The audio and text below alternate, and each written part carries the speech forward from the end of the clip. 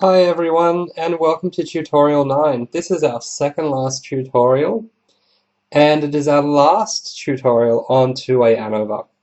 So if we think about our journey through two-way ANOVA to date, we 2 weeks ago started off by looking at just what does a two-way ANOVA look like. We looked at main effects, and we looked at interactions, we looked at the omnibus test, and we spoke about the difference between a main effect and an interaction.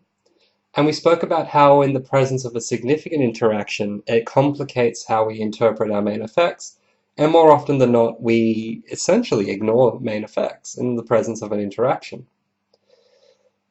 And the second week, we then looked at a significant interaction and we ran simple effects, and we ran contrast testing on significant simple effects. So that was quite a complex tutorial. And if we think about then what does that mean in terms of the analysis process, you'd have your omnibus ANOVA, and in the presence of a significant interaction, you would then move on to your simple effects and then contrast testing within your simple effects. This week, we're going to look at another two-way ANOVA. Spoiler alert, there will be a significant interaction, but it's going to be of a very different nature to what we had last week. And the approach to analyzing the interaction will be different. We are also going to not use Stata to run the contrast today. We're going to do it by hand.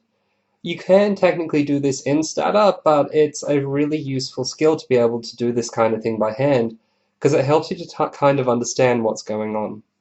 So the dataset we're using is the rep dataset, so let's load that up, and let's see if it's there. It is. Cool. So let's talk about this. This dataset comes from a study where they were looking at memory retention. And they were looking at memory retention for syllable pairs, so pairs of syllables. And participants were shown these syllable pairs either 4 times, 8 times, or 12 times. And so what we're looking at is whether or not people could remember more syllable pairs if they had seen them more times. Our second variable is intervening material, and this is, so once they saw their numbers of pairs, of syllable pairs, however many times they were meant to, they were then either shown pairs of numbers to remember, or more syllable pairs to remember as well. So it was either numbers or it was more letter syllables. And so the idea here is repetition should improve recall. So that's our first, I've written as a research question, it's a hypothesis, really, repetition improves recall. But then we also have the expectation that learning of material can interfere with previously learned material. So our intervening material should affect people's ability to correctly recall number pairs. So we have 2 research questions. Technically, we have hypotheses. So step 2, sampling population. Right from your blurb, we have 36 undergraduate students, so that's our sampling population. The dependent variable for this study is the number of syllable pairs correctly recalled at the end of the study. We're calling this score in our dataset, and it's numeric. Our first IV is the number of repetitions that participants had. It's called number in our dataset, it's categorical, and it's ordinal. It has 3 levels and it's between subjects. It's an ordinal variable because it goes 4 times, 8 times, 12 times. So as we increase in our grouping, we're increasing in the repetition times. Now I have that it's coded 1, 2, and 3. I've written that it is coded 1, 2, and 3 here because last week when we had an ordinal variable, it was 0 pints, 2 pints, 4 pints. That was coded 0, 2, 4. Here it's coded, we've coded our variable 1, 2, 3 rather than 4, 8, 12. We could use 4, 8, 12 if we like, but we've chosen 1, 2, 3 this week. The second independent variable is intervening material. This is labeled as intmat. It's a categorical variable and it's nominal, so the order doesn't matter. It has 2 levels and is also between subjects. Our first level is number pairs, and then our second level is nonsense syllables. So pulling it all together, we have another 2 by 3, or technically 3 by 2, because our first IB has 3 levels. Factorial design, where we're manipulating the repetition, which is spelt with an E, and intervening material. The research question involves comparing more than two levels of two categorical variables together. Our DV is numeric, our IVs are categorical, so we have a two-way between subjects ANOVA. So today is not really about the ANOVA or the background stuff, so I'm going to very quickly go over that and get straight to the interactions.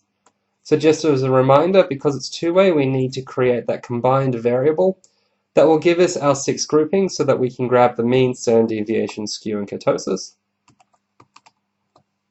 That's them there. They look very pretty, don't they? Let's go back. We can also run an equal variance test.